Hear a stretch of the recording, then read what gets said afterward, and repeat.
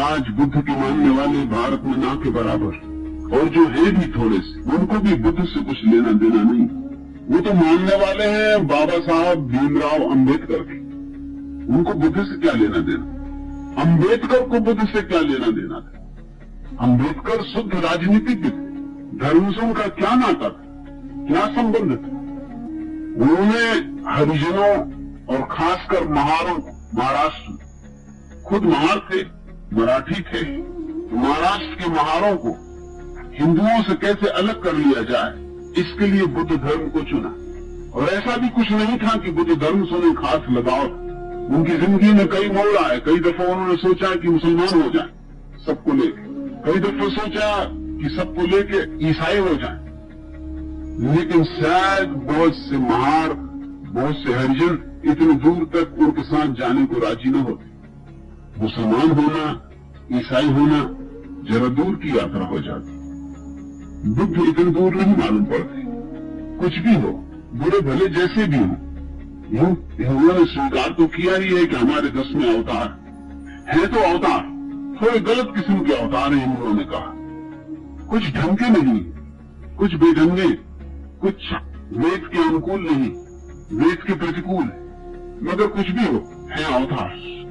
तो हिंदुओं को मुसलमान बनाना या ईसाई बनाना जरा दूर का पड़ाव होता, बहुत कम लोग जाने को राजी होते। इसलिए फिर अंततः राजनीतिक दांव पेच की वजह से अम्बेडकर ने तय किया कि अपने अनुयायियों को लेकर बौद्ध हो जाए। ये राजनीतिक काम था, इसमें बुद्ध से कुछ लेना देना नहीं।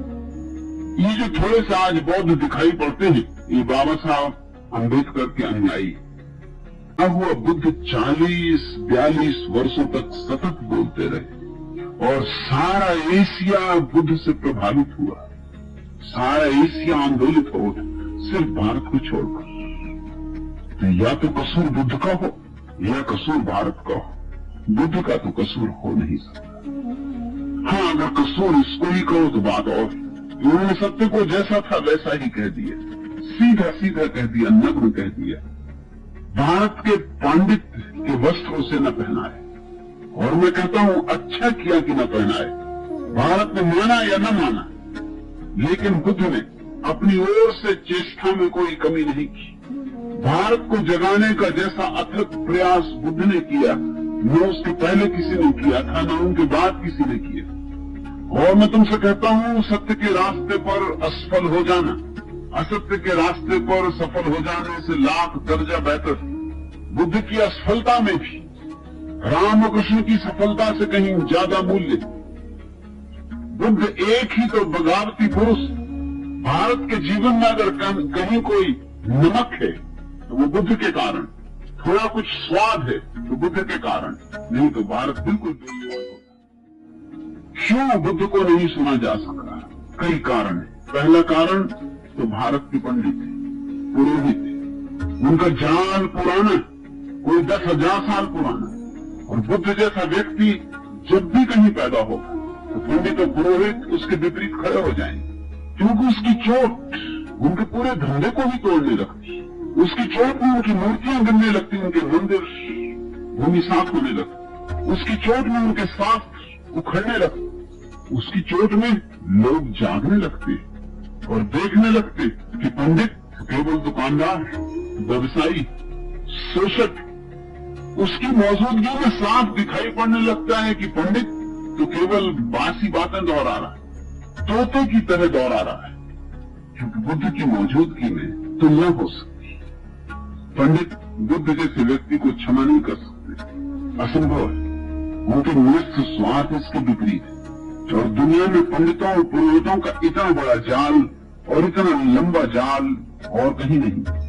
ये भारत का दुर्भाग्य। यहाँ सारा जाल इतना प्राचीन हो चुका है, उसे तोड़ना मुश्किल होता है। वो हमारे रग रेशे में समा गया है। कोई वेद के खिलाफ कुछ कहे, बस न तुमने वेद देखा है, न तुमने वेद पढ़ा है, न वेद से तुम्हें कुछ लेना देना, लेकिन कोई वेद के खिलाफ कुछ कहे, बस झगड़ा खड़ा हुआ। तुम सुनने को राजी नहीं। भारत में आज भी लोग कहे चले जाते हैं कि वेद ईश्वरीय, ईश्वर ने रचा है। बड़ी हैरानी की बात मालूम पड़ती। पढ़े लिखे लोग, सुशिक्षित लोग विश्वविद्यालयों में पढ़ाने वाले लोग भी यही मूर्खतापूर्ण बात करते हैं कि वेद ईश्वर ने रचा। तो जरा वेद को कहीं से भी तो उलट कर देख लो, तो तुम्हें साफ हो जाएगा कि ये बातें ईश्वर ने कैसे रची होंगी। हर वेद की ऋचाओं का जो अध्याय है उसके पहले ही ऋषि का नाम दिया हुआ है कि किस ऋषि के ये सूत्र, और उन सूत्रों से जाहिर होता है कि वो मनुष्यों के रचे हुए। कोई ब्राह्मण कह रहा है कि इस साल हे इंद्र देवता मेरे खेत में अच्छी तरह वर्षा करना, मैं खूब दान दक्षिणा दूंगा, यज्ञ करूंगा, तुम्हें खूब सोमरस पिलाऊंगा। अब जरा सोचो, क्या ये भगवान लिखेगा? भगवान का खेत और मेरे खेत में वर्षा ठीक से कर लेना, ये तो किसी आदमी की ही बात हो सकती है। ये तो इतनी साफ है कि किसी बच्चे को भी समझाने की जरूरत नहीं। और मामला यहीं खत्म नहीं होता। मेरे खेत में ज्यादा वर्षा करना और पड़ोसी के खेत में वर्षा हो ही ना, तो चढ़ोतरी खूब चढ़ाऊंगा। ये तो और भी बात बिगड़ गई। ये तो मानवीय भी ना रही, अमानवीय हो गई। और मेरी गऊओं के थन में दूध बढ़ जाए और पड़ोसी की गऊओं के थन का दूध बिल्कुल सूख ही जाए, ये ईश्वर कहेगा? ईश्वर का कौन पड़ोसी? सब गऊएं उसकी, सबे भूमि गोपाल, सारी भूमि उसकी। कौन सी मेरी और कौन सी तेरी? वहां भी मेरा तेरा चल रहा है। बुद्ध ने यही कहा कि वेद कोई ईश्वरी शास्त्र नहीं है, कोई शास्त्र ईश्वरी नहीं, सब शास्त्र आदमियों ने रचे।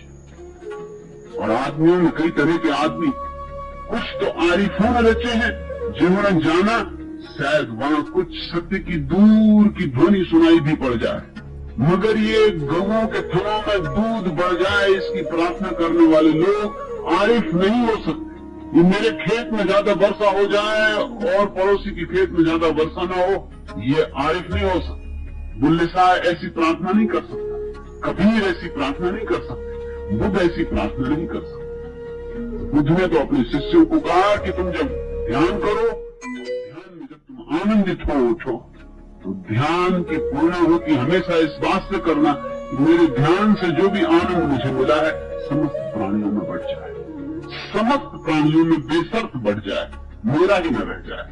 क्योंकि जो मेरा रहेगा तो मर जाएगा, और जो सब में बढ़ गया तो बच जाए।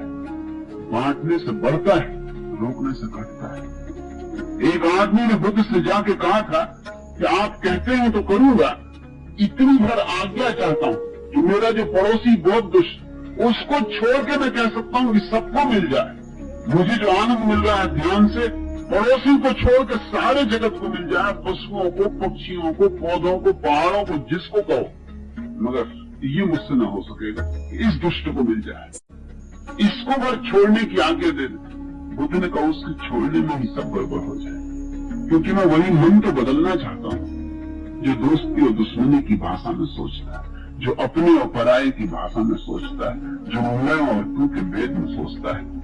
उस पड़ोसी को तो पहले मिले फिर और सबको मिले, ऐसा तू ध्यान कर। ध्यान जब आए और आनंद जगे तो कहना पहले मेरे पड़ोसी को मिल जाए और फिर सबको। पड़ोसी को पहले मिलनी चाहिए, पड़ोसी है, तेरे से आनंद की धारा बहेगी तो पहले तो उसी को छुएगी, फिर औरों को छुएगी, फिर दूर चांद तारों को छुएगी, और तू कहता पड़ोसी को ही ना मिले, तो फिर धारा बहेगी ही कैसे?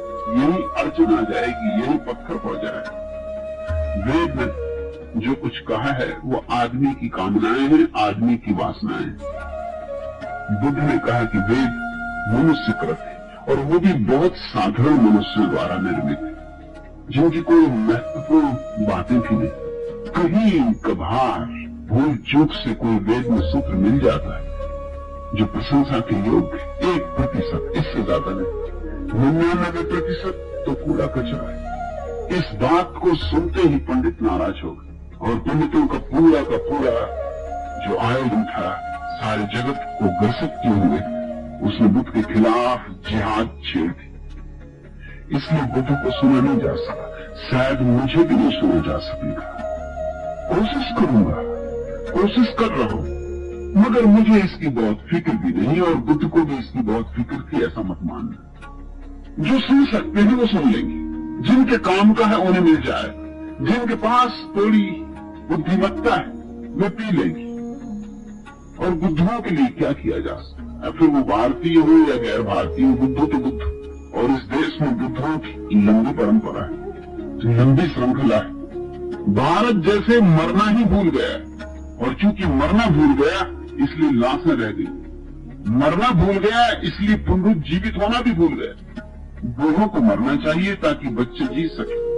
इस देश में बूढ़े जिंदा हैं, इसलिए बच्चे तो पैदा नहीं हो पाते, या होते तो बूढ़े ही पैदा हो।